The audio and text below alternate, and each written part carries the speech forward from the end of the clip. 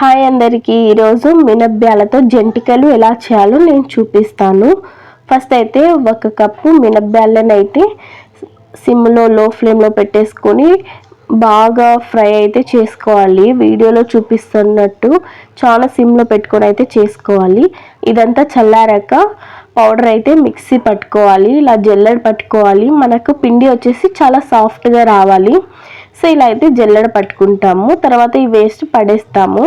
ఇలా మంచిగా గ్రైండ్ చేసుకున్న పౌడర్లో సేమ్ మనం ఏ కొలతతో అయితే తీసుకున్నామో సేమ్ కొలతతో 3 కప్పులు బియ్యం పిండి కూడా యాడ్ చేసుకోవాలి. 3 కప్పుల బియ్యం పిండి వేసుకొని మంచిగా మిక్స్ చేసుకోవాలి. తర్వాత ఆయిల్ కొద్దిగా వేసేసుకోవాలి. ఆయిల్ కొంచెం వేసేసుకొని మంచిగా కలుపుకోవాలి. ఆయిల్ ఎంత పడుతుందంటే మనం పిండి అంతా కలిపాక ముద్ద చేస్తే ముద్ద అవ్వాలన్నమాట. అంతగా చూడండి, ఇట్లా మా అమ్మ చూపిస్తున్నారు కదా వీడియోలో, అలా అయితే చేసుకోవాలి. అప్పుడు మనకు పిండి మంచిగా రెడీగా ఉన్నట్టు అర్థం అనమాట.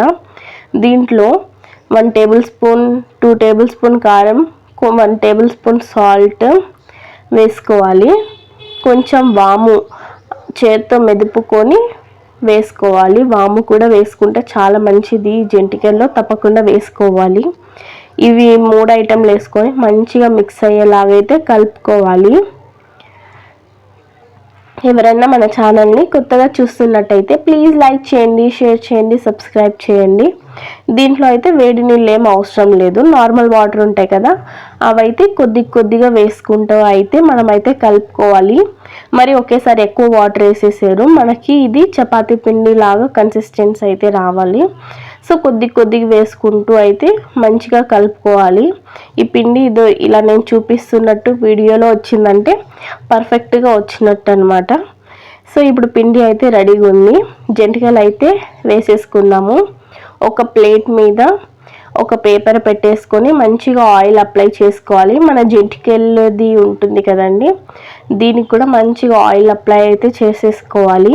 పిండిని మంచిగా ముద్ద చేసి, మా దగ్గర అయితే ఇది ఉంది, మీ దగ్గర వేరేలా ఉన్న ప్రాసెస్ అయితే సేమ్ కదా, అట్లయితే చేసేసుకోండి. ఇది ఈరోజు మినప్ప్యాలతో జంతికలు చేశాను కదా.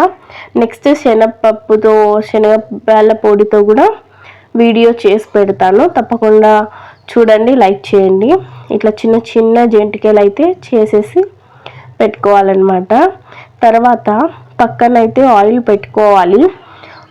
ఆయిల్ మంచిగా హీట్ అయిపోయాక ఈ జంతికలు కూడా మనం చేసినవి ఒక్కొక్కటి వేసేసుకొని మంచిగా అయితే ఫ్రై చేసుకోవాలి. అటు ఇటు తిప్పుకుంటూ బుడిగలు ఆగేంత వరకు చేసుకోవాలి. చూడండి, బుడిగలు ఆగిపోయినాయి.